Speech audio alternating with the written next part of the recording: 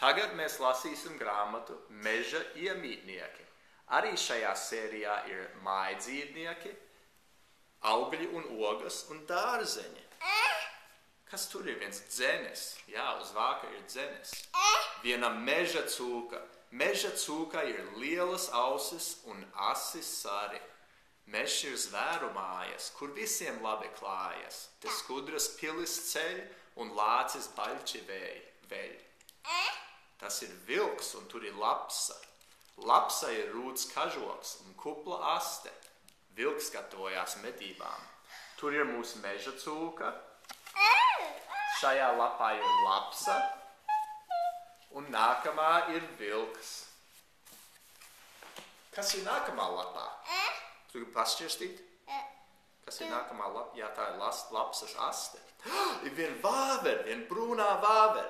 Vāverei garšo rieksti, sēkliņas un sēnes. Un nākamais ir zaķis, kur viņa ausis. Jā, zaķa pelēkais kažoks. Ziemā kļūst balts un paskaties uz tām ausīm. Zaķa pelēkais kažoks ziemā kļūst balts. Stirma tramīgi vēro apkārtni un alnis. Alnis ir meža karālis. Tur ir stirna un tur ir mūsu alnis. Tas gan ir liels alnis. Uz ko tu skaties? Tu gribi turēt mūsu meža dzīvnieku tavā klēpī? Labi. Kas ir nākamā lapā? Nākamā lapā brūnais lācis lēnām dodas uz bišu druvu.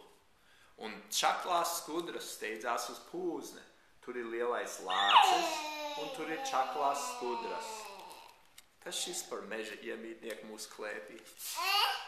Eža kažokam ir asas adatas. Un vakaros mežā ir dzirdama pūce. Oi, nerauj kažoku mūsu kaķiem. Un tur ir pūce. Ko pūce saka? Ko pūce saka? Tas dzīvnieks gan aizskrēja prom. Ko pūce saka? Dzenis kaļ dobumu sausā kokā un mednis savu dziesmu dzied agri no rīta. Dzenis un mednis. Kas notiek šeit nākamā lapā? Paskat! Lūša aucīm ir spici pušķīši un pelēcīgajam āpsim ir strīpaina galva. Tur ir viens lūsis un tur ir viens, kas tas bija?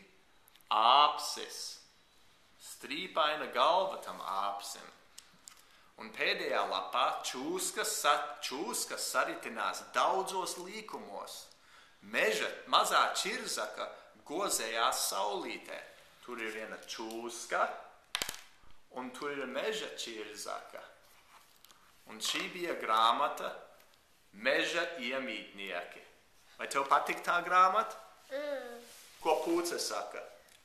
Ko pūce saka? Jā.